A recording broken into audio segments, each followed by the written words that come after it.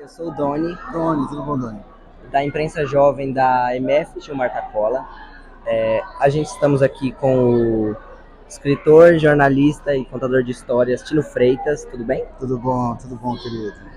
Então, antes de tudo, eu gostaria de trazer um recado que a nossa professora Simone, de sala de leitura, pediu para que a gente trouxesse para você, Olha só. de que como foi a sensação dela ao ler o seu livro Os Invisíveis. Olha só. Que a partir do momento que ela leu, ela passou a enxergar o mundo de uma forma totalmente diferente. E que agora ela passou a enxergar as pessoas que são chamadas invisíveis no seu livro. Você costuma receber muito retorno dos seus fãs, assim como da nossa professora? Eu acho que a troca que a gente tem com os leitores é o grande presente para a gente que escreve as histórias, né?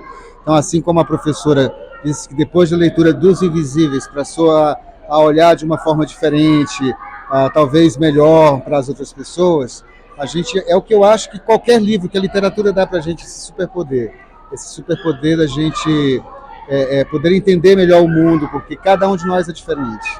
E nos livros a gente pode enxergar o outro, a partir dessa história do outro, quando encontra com a nossa história. Eu aprendi que a literatura é meio como um verbo. O que é um verbo? É uma coisa que está acontecendo o tempo todo. Então, quando a professora ou quando vocês leem um livro, esse livro, o que eu escrevi ali e o que o Odilon fez no caso dos Invisíveis com as ilustrações, encontra o que está escrito na sua pessoa, em cada um. E aí, por isso que para cada um é uma leitura diferente. Aquela cena é mais importante do que a outra. Mas, de qualquer forma, todos nós somos impactados por essas histórias. Eu fico muito feliz de saber que o livro causa essa transformação também aí com a professora, com vocês, assim, na escola. Muito bacana. Entendo. Mais uma pergunta. Por que você defende a ideia de que todas as pessoas devem ler livros infantis? Eu acho que quando a gente rotula, a gente acaba deixando a coisa muito que parada. O que eu faço é uma literatura para a infância, eu gosto de dizer isso. E a infância está dentro de todo mundo. Ela está mais viva e mais forte na criança. Mas a gente vai crescendo, ficando jovem ou mais velho ainda, mas a gente guarda com a gente a memória daquela infância. E por isso que eu acho que o que eu escrevo, que é principalmente voltado para esse público infantil, ele pode de alguma forma tocar qualquer leitor, desde que ele esteja disposto a ler aquilo. É como se fosse um clube, quando você vai ao clube, você tem duas piscinas, uma piscina das crianças e uma piscina dos adultos. Na piscina da criança, ela é menor, né? Para que a criança fique lá com segurança, mas o pai, ou a mãe, ou o avô, ou o irmão mais velho, pode tomar banho com aquela criança ali, porque o mais importante não é o tamanho ou a forma, é importante que a água esteja boa, na temperatura certa, que tenha o cloro, que é a literatura, a boa história. Então eu acho que eu conto boas histórias e que qualquer leitor pode se debruçar sobre elas. Mais uma pergunta. Qual é a sensação que você sentiu quando terminou de escrever o seu primeiro livro?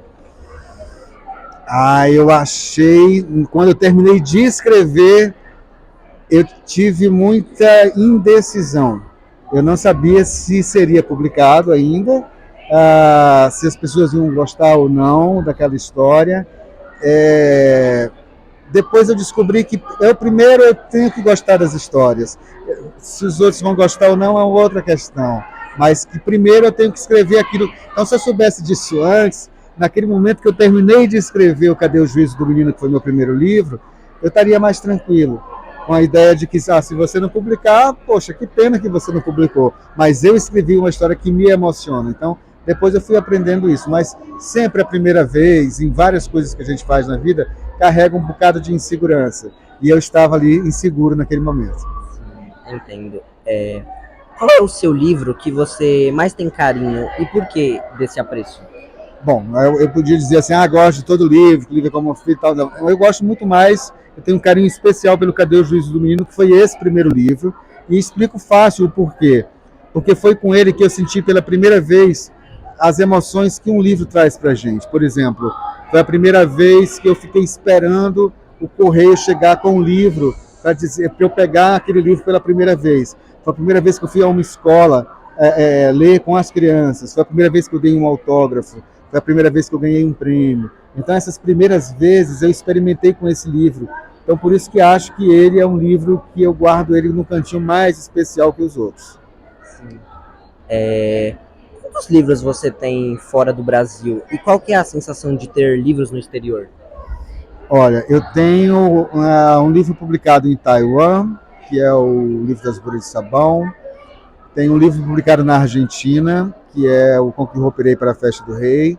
E tem um livro publicado em Portugal, que é o Quem Quer Brincar Comigo. Eu vou te dizer que a primeira vez que eu vi um vídeo de uma professora lá em Taiwan, lendo aquilo que eu escrevi, que eu não estava entendendo nada do que ela estava lendo, foi uma sensação estranha, de alegria, por estar rompendo fronteiras com uma história que eu escrevi aqui, e de estranhamento, porque não deixa de ser estranho que outros lugares estejam lendo a sua história, mas principalmente a ideia de que nós somos um mundo só. Apesar das nossas diferenças, as nossas histórias, elas podem se parecer aqui e ali, e que a gente conta para o mundo e não só para a nossa aldeia, a nossa casa. Eu penso que as histórias têm esse poder de transformar e de emocionar os leitores por todos os lugares onde forem. Entendo. Uma última pergunta.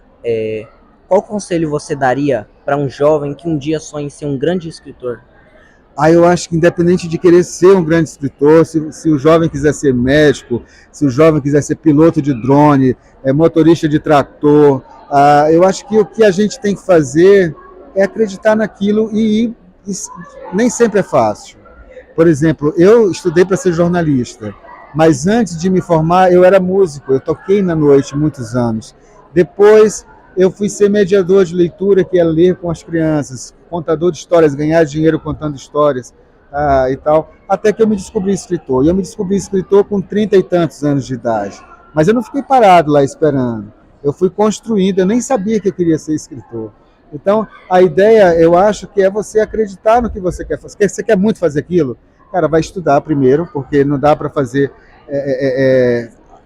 os acasos acontecem, claro, mas se você der uma força para o acaso é mais legal. Então, estudar é sempre importante, eu continuo estudando, mas vai, não tenha medo de ultrapassar as barreiras que vão aparecer, porque se você acredita, você estuda, há uma possibilidade muito grande de dar certo. Sim.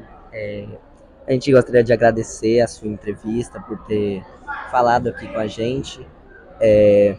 Terminamos aqui a nossa entrevista com Tino Freitas, escritor, jornalista e contador de histórias. Agradecemos. Doni, da Imprensa Jovem do Tacola, me despeço aqui, câmbio, desligo.